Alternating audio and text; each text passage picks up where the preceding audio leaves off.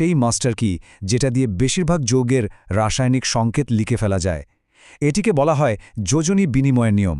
মন দিয়ে শুনতে হবে কিন্তু। তো এই মাস্টার কিটা ব্যবহার করতে গেলে আমাদের আগে যোজনী বা ভ্যালেন্সিকে চিনতে হবে। যোজনী জিনিসটা কি? এটা হলো একটা মৌলের অন্য মৌলের সঙ্গে জুড়ে যাওয়ার ক্ষমতা। ভাবা যেতে পারে প্রত্যেকটা মৌলের যেন কয়েকটা হাত আছে অন্যকে ধরার জন্য।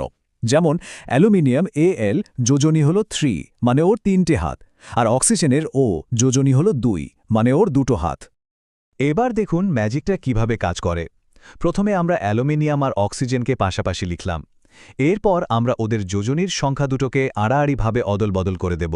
মানে অ্যালুমিনিয়ামের যোজনী 3 চলে যাবে অক্সিজেনের সাবস্ক্রিপ্ট হিসেবে, আর অক্সিজেনের যোজনী 2 চলে আসবে অ্যালুমিনিয়ামের সাবস্ক্রিপ্ট হিসেবে। ব্যাস, হয়ে গেল অ্যালুমিনিয়াম অক্সাইডের সংকেত Al2O3। কি দারুণ, তাই না?